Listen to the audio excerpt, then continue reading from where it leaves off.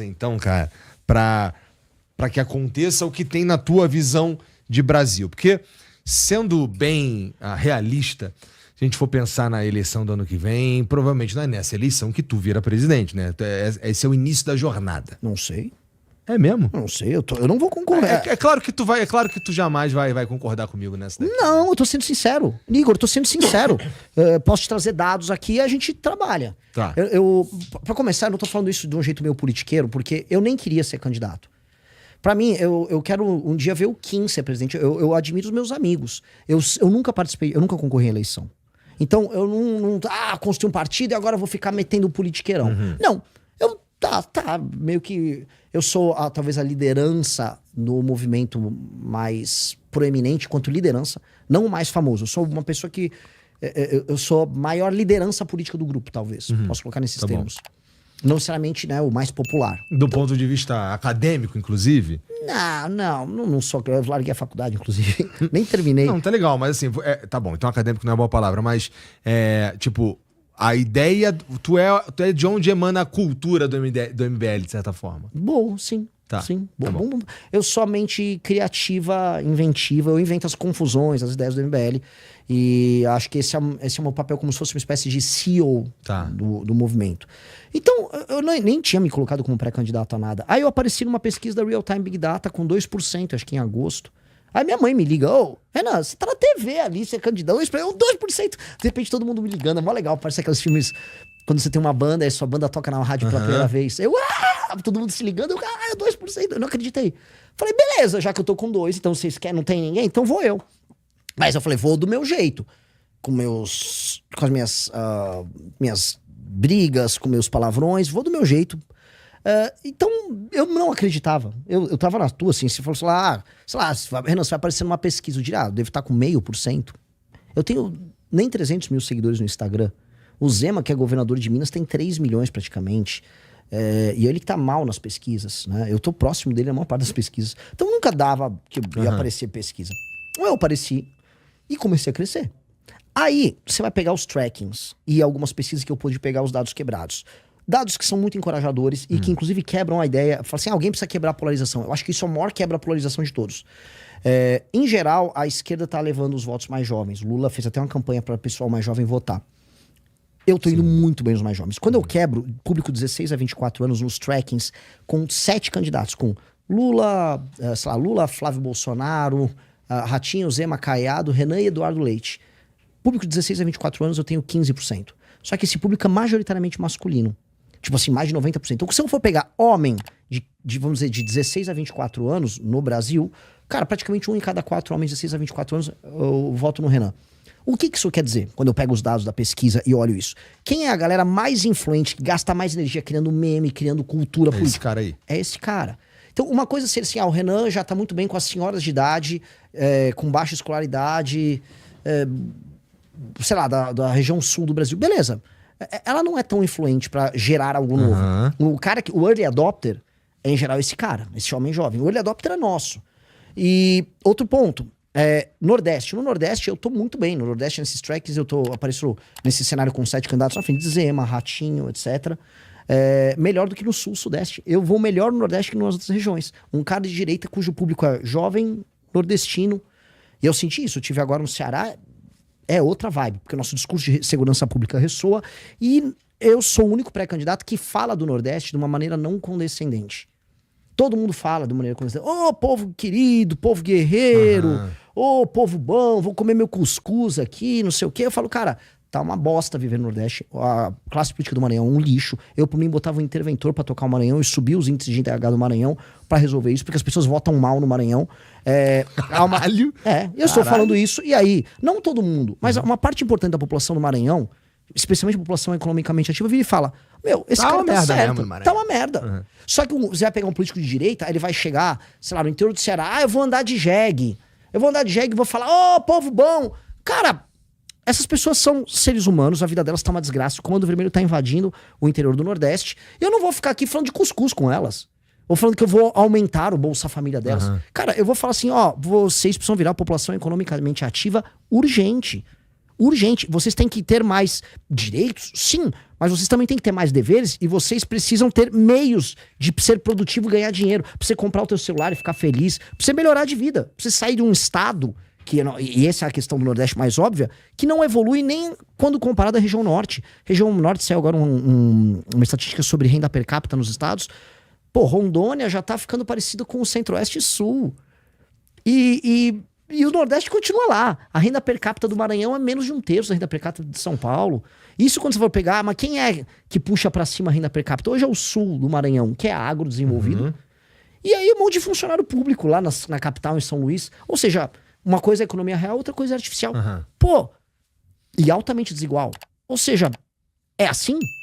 Cara, eu quero ir pra cima do governador desses lugares. Eu quero saber assim, como a gente cria população economicamente ativa urgente no Nordeste, de maneira muito rápida, pra gente mudar essa dinâmica. E isso as pessoas vão ouvir, porque você tá tratando o cara não como um imbecil. E a real é que todo mundo trata o nordestino como imbecil. Porque você trata uma pessoa como imbecil quando você imagina que ela é só um titular de direito. Tipo, eu vou cuidar de você. Todas as propagandas são assim, o cara entra numa casa de uma pessoa no Nordeste, abraça assim uma senhora, ou eu vou cuidar de você. Que cuidar, cara? É o seguinte, eu preciso fazer você ganhar dinheiro. Ponto. Eu preciso que você consiga cuidar de você, porra. Óbvio. É óbvio. Só que todo mundo quer ser condescendente, porque o manual... Existe um manual one-on-one de como fazer política no Brasil. No Nordeste, seja condescendente. Em São Paulo, aí você fala que é um povo trabalhador e que está no trânsito muito rápido. Aí você vai pra uma periferia e vai ter um cara dançando um break, aí você fica... É sempre isso, sabe? Aí você dá uma favela cenográfica, você tá no Rio. É uma perspectiva muito retardada de Brasil. E se for pra fazer campanha, eu vou fazer nessa vibe. Aí voltando sobre viabilidade. Quando eu olho esses números, meus números são todos tortos. Meu público é muito mais masculino do que feminino. Meu público hoje cresce no Nordeste. Meu público é muito mais jovem do que velho. Meus concorrentes, o público é todo equilibradinho. Quando você tá muito equilibradinho, você não tem muitas assimetrias, significa que você não tá fazendo nem algo muito certo, nem algo muito errado. Eu posso estar fazendo algumas coisas muito erradas, que geram rejeição e vai gerar pessoas falando de mim. Mas com certeza eu também tô fazendo algumas coisas certas que eu também cresço muito. E aí você é falado. Tanto que eu venho sendo muito falado ao redor do Brasil. Eu arrumei uma briga agora com o estado de Tocantins. Tá Tô rodando. ligado. Aí, o que é? Acho que tá na nossa thumbnail, alguma coisa assim, mas vai lá. Por quê? Porque assim, cara, nenhum governador do Tocantins consegue terminar mandato. Nenhum. Todos têm um escândalo de corrupção e terminam presos ou afastados. Assim, galera de Tocantins, vocês têm que dar um jeito. Vocês são viciados em basicamente eleger ladrão. Eu não sei se ainda tem, mas assim, tinha um trio de senadores, tinha Cátia Abreu e Irajá, mãe e filho. Então, o que nós ganhamos com criando o novo estado da Federação Tocantins? Algumas famílias elegem senadores, ficam fazendo negócio lá em Brasília, essa é a real. Os deputados eleitos são horríveis, o governador é muito corrupto. Aí vem os políticos e falam, não, mas desde que o Tocantins virou um estado, Tocantins cresceu muito. Não foi porque virou um estado, foi porque a agricultura desenvolveu, você tem muita gente muito trabalhadora lá, e Tocantins realmente cresceu muito, não por causa dos políticos. Agora você criou uma classe política de político vagabundo que fica mamando em cima dos caras. Se Tocantins fosse administrado em Goiânia e votasse, né, nesse grande Goiás, tava todo mundo ganhando isso aí. Até porque, se você perguntar pra alguém em Tocantins se gostaria de ser administrado pelo Caiado, que é um concorrente meu, mas é um bom governador, ou pelo, nem sei o nome agora do governador, que também tá encalacrado, todo mundo ia preferir ser administrado por Caiado. Melhor. E eu falei isso do Acre também. Tava tendo uma revolta contra mim no Acre, porque eu falei, cara, o Acre ganhava mais sendo um território. Um território, o que é um território? Aquele lugar existe, vamos botar uma administração ali, clara, porque vamos subir o IDH do Acre. O Acre tem 800 mil habitantes. Tem 3 senadores com 800 mil habitantes. O Acre não é a zona sul de São Paulo. A zona leste de São Paulo é maior do que o Acre. Bem maior. Acho que tem 4 milhões de habitantes na zona leste de São Paulo. Pô, tem 3 senadores, 8 deputados federais. Uma classe política muito corrupta. Então, a federação perde elegendo com essa representação horrorosa que vai pra lá. Há uma distorção de votos. O voto de uma pessoa no Acre vale muito mais do que aqui. E a vida do acreano nem melhora. Ou seja, o Acre é beneficiado por esse acordo político, mas é beneficiado no papel, porque na prática, viver no Acre é uma porcaria. Isso que essas coisas que tu propõe, por exemplo, o que tem a ver com Tocantins, que tem a ver com Acre, cara, caso eleito, tu vai ter não é difícil pra caralho mexer nessas porra, né? Sim. Tá fudido, né? Sim, mas o Brasil tá ligado que a maioria das paradas que tu tá falando, elas são muito difíceis de colocar em prática. Sim. Quando tu se ligar que não dá, tu vai fazer o quê, Renan? Eu vou lutar, eu vou lutar. Se eu não conseguir passar, vou continuar lutando. Isso que uma pessoa, isso que um político que é resoluto faz. Porque o Bolsonaro se ligou que não dava pra fazer uma porrada. Acho que a gente trocou essa ideia da última vez. Sim. Que ele provavelmente chegou lá, falava, por exemplo, apenas um exemplo, no Ministério Técnico, quando ele viu que não era bem assim, que tu tem que fazer as paradas ali, ou técnica, ou aparentemente você tem que fazer um acordo no fim das contas. Aí o que ele fez foi, então vou jogar o jogo dos caras. Perfeito. O problema do Bolsonaro, quando comparado com o que eu falo, se você chegar, o Bolsonaro não tinha a menor ideia do que ele ia fazer quando ele chegou no poder. O Bolsonaro não sabia o que ele queria. Se você perguntasse pro Bolsonaro Brasil, o que você queria? Ninguém sabia. Ele queria acabar com a corrupção. Vou acabar com esses caras aí. O que o Bolsonaro queria? Mas essa pergunta vale... Essa resposta vale pro Lula. O que o Lula queria? Foi eleito com uma plataforma assim, o povo vai comer picanha e vai tomar cerveja. Tipo, se eu pegar assim, o Bolsonaro falou que vai acabar com esses vagabundos. Entendi, ele vai mexer na corrupção, vai talvez atacar o crime organizado. Tinha uma ideia etérea. O Lula, o que quer dizer a picanha e a cerveja? Você vai consumir mais. Tá, são chavões. Eu tô sendo muito objetivo no que eu quero. Eu falei que quero decretar uma guerra contra o crime organizado, quero resolver a questão fiscal do Brasil. O Brasil tá estourando, indo para um problema fiscal gigantesco. Quero fazer uma série de reformas microeconômicas que aumentem a competitividade do Brasil e quero resolver a questão do Pacto Federativo no Brasil e Pacto Federativo e questões administrativas. Seria isso. O que seria o nosso mandato? Eu vou focar basicamente nisso. Lógico que eu quero com pessoas técnicas em várias áreas, porque a parte de saúde tem que andar, a parte de educação tem que andar, tem que ter uma revolução gerencial na máquina do Estado brasileiro, claro. Mas a nossa energia tem que ser gasta e o capital político tem que ser gasto fazendo isso. Então, assim, primeiro dia de mandato, se eu ganhei, quero. Se não ganhei, quando eu ganhar, eu vou chegar lá, vou decretar guerra contra o crime organizado, vou fazer um estado de defesa específico nas áreas tomadas pelo crime organizado, para botar a polícia com o suporte do exército para retomar aquelas áreas. Não uma operação vai e volta. Vai, prende, se tiver conflito precisa matar o cara, o bandido vai matar o bandido, prende, constrói um super presídio. O Secote lá do El Salvador custou uns 100 milhões de dólares. Vamos fazer uns 2 aqui. Vamos botar centenas de milhares, botar na casa de milhares de presos. Até porque tá faltando pelo menos umas 100 mil vagas mesmo. E nesse ponto eu concordo com os esquerdistas. Acho que precisamos melhorar o tratamento dos presos. Então eu vou fazer mais presídios. Muitos presídios. Vou colocar todos eles lá para viver muito bem preso dentro de uma cadeia, tudo certinho ali. Vão ficar lá na cadeia. Tu curte o Bukele? Cara, eu acho que eu curto os resultados dele. Eu não sei o que ele gosta, o que ele come, que time de futebol ele torce. Mas o fato é que o que ele fez para enfrentamento do crime funcionou. Não é igual no Brasil. O Brasil é um país maior. Institucionalmente falando, o Brasil é um país diferente. Dito isso, a ideia de impor lei e ordem e destruir não só o crime organizado, mas o aparato cultural ligado a ele, para mim isso funciona e nós precisamos fazer. O que é o aparato cultural ligado a ele? Isso aí não torna a coisa um pouco mais subjetiva? Porque, veja, eu não sei, não sou um estudioso, nunca fui a El Salvador. Mas um argumento que é recorrente um dos argumentos, porque um deles é o do tamanho. Você já acabou de falar, acho que aqui no Brasil é diferente, eu concordo contigo. Mas um outro o cara tá mandando prender todo mundo, meu irmão. Tem uma tatuagem, prende, foda-se. Entendeu? É que assim, imagina que você mora numa área ligada ao Comando Vermelho, você já tem passagem pela polícia e você tem uma tatuagem do Comando Vermelho. E aí você tá numa operação que foi decretada um estado de exceção em que o exército e as forças policiais vão entrar nesses bairros. Você, no meio dessa operação, você apareceu ali ligado a esses caras com investigações que foram pegando suas relações com esses caras, você tinha essa tatuagem, você foi detido. A maior parte dos caras que não tinham atuação política criminal direta foram soltos. Tá. Que aí foi que se não criado um espantalho ao redor do Bukele, ao redor disso. Mas, dito isso, em geral... Eu tô te perguntando principalmente porque eu não sei mesmo, tá ligado? Não, mas é verdade. E aí eu entro um ponto, mas e Renan, e essas violações de direitos humanos?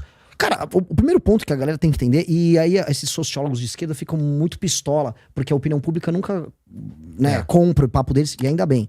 A maior violação de direitos humanos que nós temos, por exemplo, no Brasil é o fato de quase 30 milhões de brasileiros viverem sob o comando do crime organizado. Isso é uma violação de direitos humanos que acontece diariamente. Ou o fato de a gente perder de 35 a 45 mil pessoas vítimas de homicídio todos os anos. E mais, essa estatística ela pode estar, vamos dizer, subestimada, porque a gente tem um número de desaparecidos por ano. Então, se um cara lá foi alvo de um crime organizado e ele desapareceu, ele fica por um tempão na estatística de desaparecido. E é gigantesca, dezenas de milhares de pessoas na estatística dos desaparecidos. Então, isso é uma violação monumental de direitos humanos. Aí a gente pode falar, poxa, pode ter uma injustiça aqui e ali. O Estado não é perfeito e nunca será. O Estado brasileiro fica cultuando o SUS, um monte de gente morre na fila do SUS, o SUS também é muito mal administrado e nem por isso estamos jogando o SUS fora. Ninguém pensa, o SUS não serve pra nada. Então, um sistema que prenda esses caras no momento de guerra, no momento de exceção em que a gente vai precisar derrotar esses caras, pode ser que tenha injustiças e, assim, provavelmente terá. Não tem que falar, isso é alvo de alvo de erros. Não, pô, são humanos fazendo coisas humanas. Ainda mais coisas humanas conflituosas. Dito isso, você vai ter que tomar uma decisão utilitarista. A decisão utilitarista vamos retomar essas áreas, vamos libertar as pessoas, e aí os caras ligados ao crime organizado, aí depois, presos, bem presos, todo o aparato financeiro, tecnológico, administrativo, territorial, militar, das facções, tomado, destruído, um novo arcabouço institucional para impedir que outras coisas surjam no lugar, e a gente elimina esse assunto. O Bukele tá tocando isso. O Bukele fez isso. Outras críticas tem ao Bukele. O Bukele, ele agora vai poder se reeleger. Veja, não é muito diferente do que passou com o Fernando Henrique quando ele passou a emenda da reeleição. Uhum. A questão é, ele pode comprar uma espécie de uma prática clássica latino-americana de quartelada e tal? A se ver. Por enquanto, ele é um cara altamente aprovado pela população. De fato, os resultados que ele entregou são verdadeiros. Se você anda na capital, em São Salvador, e com o seu celular na rua a qualquer hora, você não vai ser roubado. As populações reconhecem isso. A gente mandou gente nossa pra ver lá. A imprensa internacional não consegue falar de lá. Poderia falar a farsa de El Salvador. Não tem ninguém falando da farsa, porque é real, é concreto.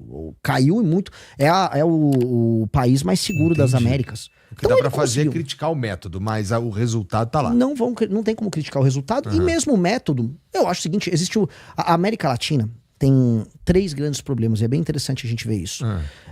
Um grande problema é o problema do crime organizado. Porque ela toma quase todos os países da América Central e da América do Sul.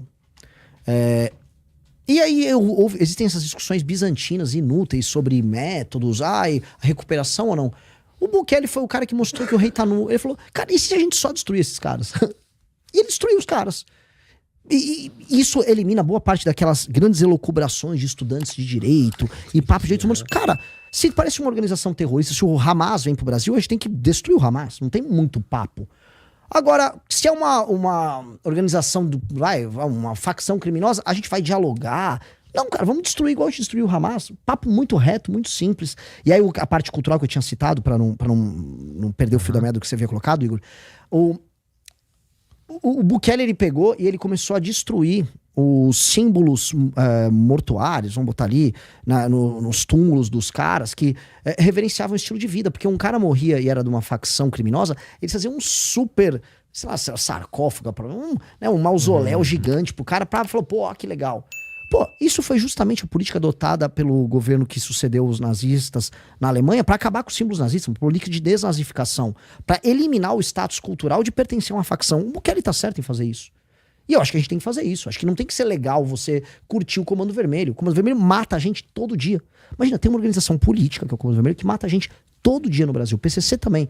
E esses caras, você anda em qualquer cidade do Nordeste, você vai ter o símbolo do CV, porque eles estão tomando as cidades agora. E a gente deixa. Aí ficam bravos que o MBL tá falando disso. Cara, a gente só tem que eliminar os caras. Não tem que ter muito papo, não. É passar o rodo. Passar o rodo. E acabou. O que tu acha do que a gente tá falando, dos trabalhos que existem no sentido de acabar com o crime organizado? PL, as discussões, transformar em organização terrorista ou o que aconteceu, né? Que é o derrite e virar o relator da PL do governo, que pra mim foi meio chocante. Mas o que você acha disso que tá sendo proposto lá? O governo começou a ceder. A real é que a gente fala muito em direito penal do inimigo, né? A gente começou a trazer quente pro Brasil, em cima de um pensador alemão que chama Günther Jacobs, que veio com a ideia de que quem não reconhece a autoridade do Estado e comete crimes de maneira sistemática, como por exemplo uma organização terrorista. Vamos pegar um contexto europeu dos anos 80. O ETA, que era o exército lá do país basco, que queria separação e jogava bomba e ficava explodindo bomba pela Espanha. O ETA, um cara do ETA não tinha que ser tratado como um ladrão normal, né?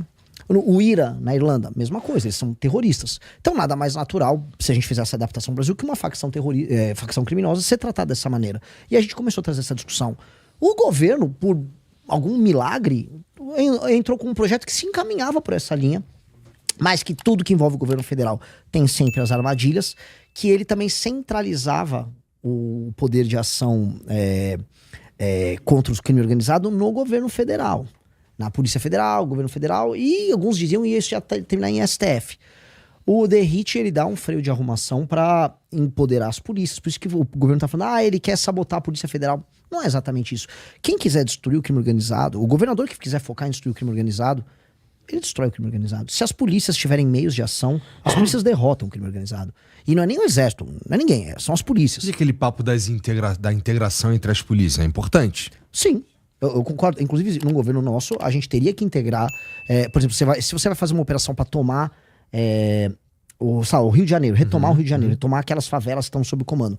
É legal que, paralelamente, alguém esteja agindo contra, vamos dizer, as facções do Comando Vermelho lá no Ceará, que estão tomando as cidades no Ceará. Sim.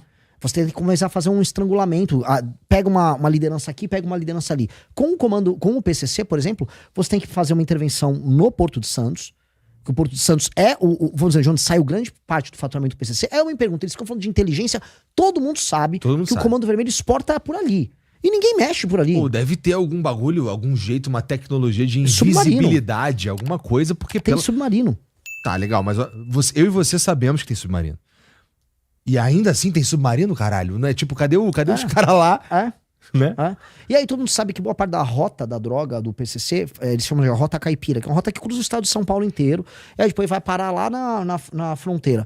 Tá, alguém tem que atuar na fronteira, se vai ser a polícia dos estados do centro-oeste, ou se vai ser, vamos dar um exemplo, o exército, as forças armadas. Você tem que bloquear a entrada da droga, pegar os entrepostos logísticos que passam Mato Grosso do Sul e São Paulo, e pegar o Porto de Santos. Então aí você vai estrangulando ali. E aí alguém tá fazendo uma operação ali pra pegar onde eles lavam o dinheiro deles, aí na parte de combustível onde eles distribuem, fizeram os negócios. Você tem que ir matando esses caras ao mesmo tempo pra não ter pra onde fugir. Uma operação, você viu que a operação de enfrentamento ao PCC é muito diferente da operação de enfrentamento com o Comando Vermelho. Sim. Mas você vai depender de governadores diferentes, polícias diferentes, estados diferentes. Isso é legal, tem a integração, mas todo dia está tendo crime. O que eu quero dizer é assim, você não precisa de uma grande integração pra resolver o caso do Ceará. O caso do Ceará, eu fui pegar essa cidade de Saboeiro, que morreu a Antônia Ione, que é uma mulher que se negou a envenenar a comida da polícia e tal. Os caras que eram do Comando Vermelho na cidade eram 2 caras. Não é que o Comando Vermelho tinha uma milícia. Eram 2 noias, 2 moleque noia com uma arma que devia fazer um tráfico pequeno na cidade, de valor pequeno, que queria que essa mulher matasse os policiais, ela não matou, eles mataram ela. Você entende que assim, não são super operações, que se um governador tivesse vontade política e eles tivessem meios de ação pra isso, o governador do Ceará resolvia. Eu fico ainda chocado, porque meio que o governador do Ceará conseguia fazer uma operação e passar um rapa nos caras. Ele não faz nada, esse humano. Que é outro cara que eu também viralizei, porque eu falei que, se eu virar o presidente, esse cara ainda estiver no governo do Ceará, e esse cara continuar sendo leniente, porque tá muita gente morrendo no Ceará, tem que afastar um cara desses, igual o Xandão afastou o Ibanez. Teve o 8 de janeiro, o Xandão falou, esse cara tem alguma relação com o que tá rolando. Afastou o Ibanez, resolveu o 8 de janeiro, e aí voltou o Ibanez. Beleza. Se isso é válido no caso do 8 de janeiro, que é bem menos grave do que ligação com o crime organizado, se o Eumano, governador do Ceará, não contribuir pra gente destruir o crime organizado no Ceará, Eumano, me parece que você é parte do problema da licença, a gente vai botar um interventorzinho aqui, 3 meses eu vou passar a rapa aí no Comando Vermelho. Então, eu acho que no Nordeste tem um lance que é falta total e completa de vontade política, mas uma espécie de uma leniência mesmo, e é certo, vamos dizer, certo, não é leniência a palavra certa, certa simpatia, inclusive, pelos caras. Na Bahia a gente sabe de que é isso. O governador da Bahia só falta abraçar ali o pessoal das facções. Uma pergunta completamente idiota agora, porque, voltando lá no lance do Porto de Santos, cara, se a gente sabe... Qual que é a complexidade de tornar o Porto de... inutilizar o Porto de Santos pra tráfico de drogas? Qual que é a complexidade real dessa porra? Não dá pra ter os polícia lá fazendo um trabalho... Porque eu não sei realmente qual que é a complexidade. Você tem uma administração que é federal, alguma coisa governo de São Paulo, mas é mais federal. Aí você tem... Que assim, as coisas são muito óbvias, né? Eles exportam por ali, todo mundo sabe que eles exportam por ali. Quando você vê a Baixada Santista, né, que é a região... Curiosamente, o PCC, repara que a gente não fala tanto em São Paulo sobre ocupação territorial do PCC. Verdade. A polícia entra em todos os lugares. Mas você vai na Baixada, inclusive teve um problema do Tarcísio com o Derrite contra os caras lá. O Comando Vermelho tem controle territorial em Morros, no Guarujá, em Santos, São Vicente, na Baixada toda. Mataram agora o CV ou é o PCC? Não, desculpa, o PCC. Falei besteira. Me confundi. Tá. Então o CV então faz controle territorial. Por quê? PCC. Eu tô mongol, gente. Tá bom, tudo bem. Deixa comigo. O PCC... ótimo, muito obrigado, Igor. Pode ser meu vice aí. O PCC faz controle territorial ali. Esse controle territorial que o PCC faz, ele é necessário porque você precisa receber aquelas drogas, prepara ali, e aí vira um entreposto logístico pra você fazer alguma coisa que tá ali em Santos. É ir na Vila Belmiro encontrar o Neymar? Acho que não. É comer uma caldeirada que tem lá em Santos, com frutos do mar? Não.